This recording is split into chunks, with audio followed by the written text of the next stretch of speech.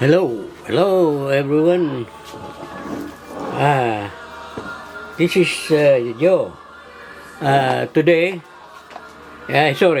ito ipapakita ko sa inyo kung paano ang pag-wiring dito sa transfer switch. Ito ang transfer switch na tinatawag. Ikakabit natin ito sa power supply na regular at saka ikakabit din natin sa generator. Ngayon, ang mangyayari ito, kung ayaw, halimbawa, gusto natin gagamitin ng generator, ito ang transfer switch natin na tinatawag. Okay? Ngayon, okay. Itong transfer switch, ayan, makikita nyo, para makita natin na maigi. Okay, ayan. Okay. Ayan. Ilalapit ko sa inyo para at least makita nyo.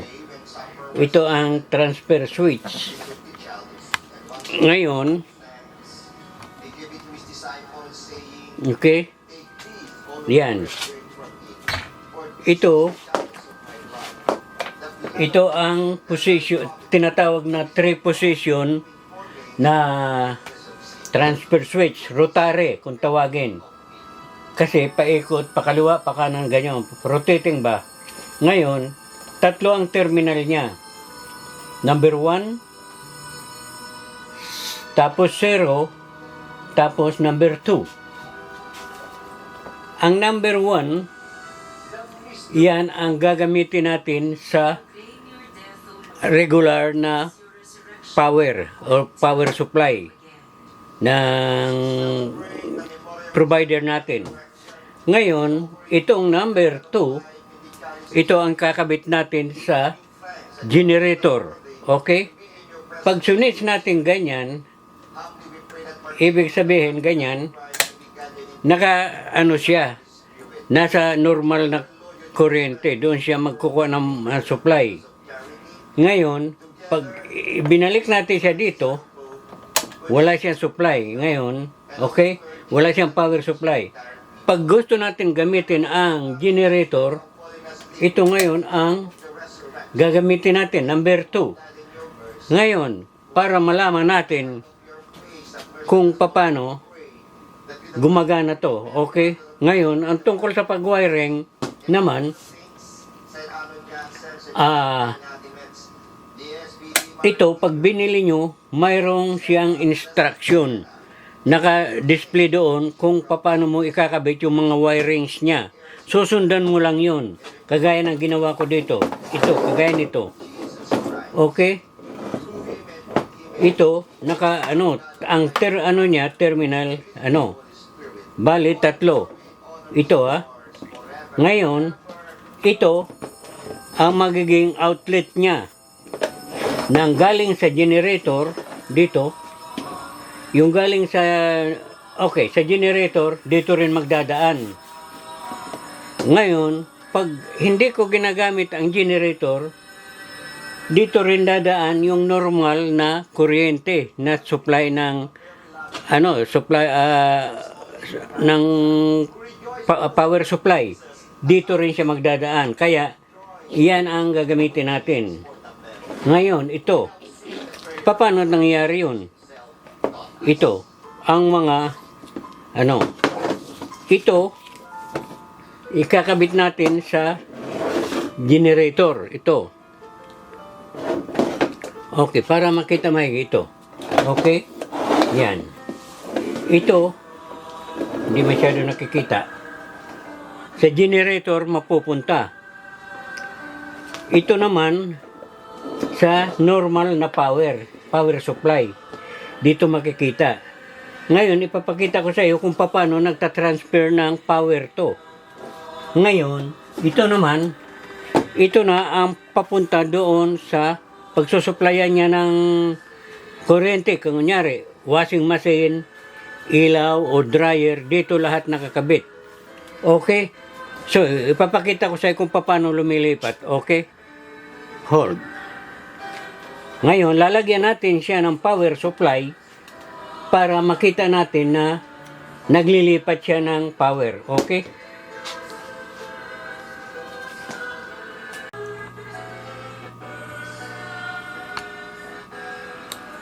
Okay, ito ngayon, okay, papakita ko sa inyo. Ikakabit na natin, lalagyan natin ang power supply. Itong rotary switch, okay? Ayan. Okay.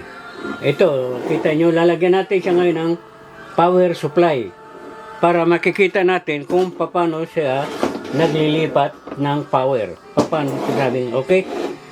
Okay. Ngayon, okay, yan. Ay! Titigan natin ang ating mananakop. Look at our Savior, our true light. Siya ang ating true light. Yan. Ito yung papunta sa, galing sa generator. Ito galing sa power supply ng ano natin. Ito ang outlet papunta doon sa mga appliances natin. Okay? Lalagyan natin ito ngayon ng power supply para malaman natin kung paano gagana. Okay? Everlasting. Amen.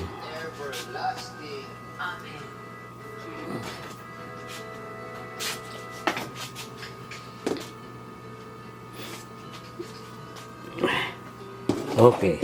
Lalagyan natin siya ng power supply. Kunyari, dito muna. Kunyari, ito nakakabit sa ito. Sa regular na kuryente. Okay?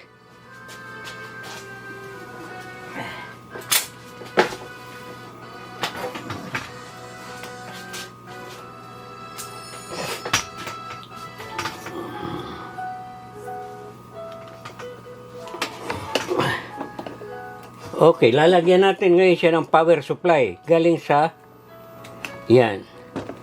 Okay, yan. Ngayon, yan. Naka-neutral siya. Ikakabit natin ngayon para malaman natin na mayroon na siyang power. Ilalagay natin dito, yan. Maglalagay tayo ng tester para makita natin na mayroon nga siyang power supply, okay? Ayan.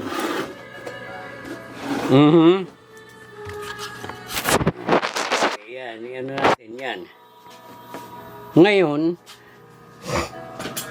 ito, nakakabit dito sa dito para malaman natin kung mayroon siyang power supply.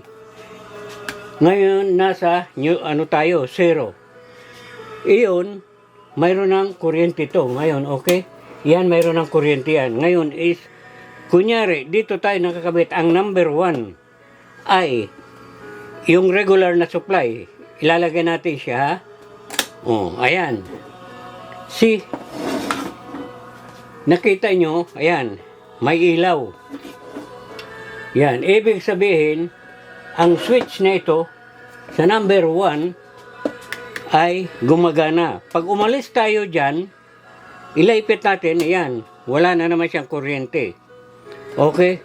Ngayon, kung ang ikakabit natin ay ang generator, kunyari, ito ay ang generator. Ito. Ikakabit natin siya sa generator ngayon, ito. Yan. Kakabit natin siya sa generator, yan. Para malaman natin kung gumagana ang switch niya papunta sa generator. Kinabitan natin siya ng power supply. Ito na. Galing na sa generator.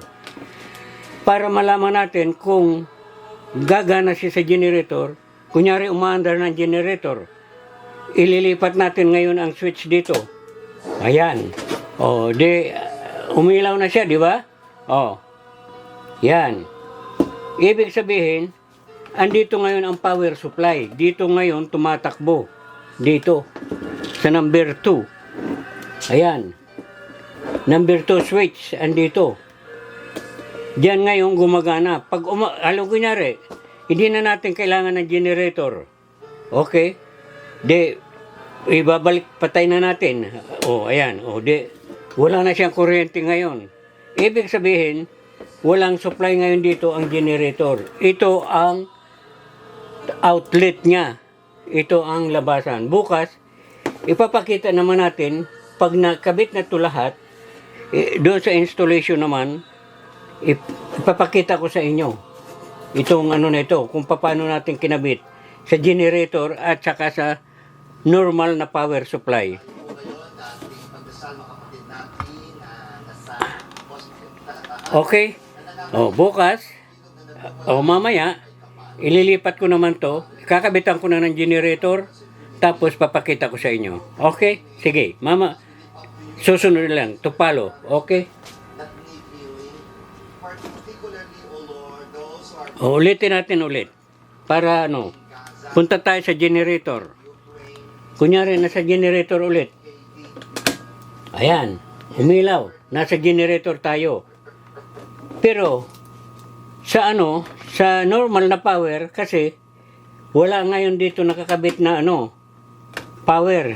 Naka-ano siya, hindi, naka-ano siya ito. Hindi siya nakakabit. Pag pumunta tayo doon, wala. See? Oh. Pero pag may supply na ng ano yan, ng kuryente, kunyari ito na, nakakabit na siya sa power supply. Hindi na sa generator ha. Inalis natin itong generator. Ito ngayon, ang normal supply yan. Ngayon, titingnan naman natin. O, ayan, lipat naman tayo. Ayun, di gumana na siya ulit. Ibig sabihin, okay, itong transfer switch natin. Ganito lang, simple. Not too expensive. Ito, gamit lang to sa mga simple. Kunyari, gusto mo ang lagyan ang inyong mga appliances ng separate na ano, gusto mo, kung ayaw mo siyang gamitin na ano, sa normal na ano, yung kuryente, o dito, ilalagay mo ng ganito. Kunyari, ito, ginagamit lang to kung mayroon kang generator, ganun. Sa may generator, ito ginagamit na ano, optional para kung gusto mo generator ang magsusupply ng kuryente dito. Pag gusto mo sa ano, yung sa ano mo, yung supplier mo ng kuryente, dito, ayan, pag ganyan, ibig sabihin, hindi siya gumagana. Unless na pag kailangan mo gamitin itong ano, kunyari, ayaw mong ano, gagamitin mo ay gusto mo makatipid. Sadya ano, ililipat mo ngayon siya dito sa number 2. Itong sa generator. Ito ngayon. Okay? Okay. Titingnan bukas ulit. Okay. Guzman, the board chair of the counseling, guidance and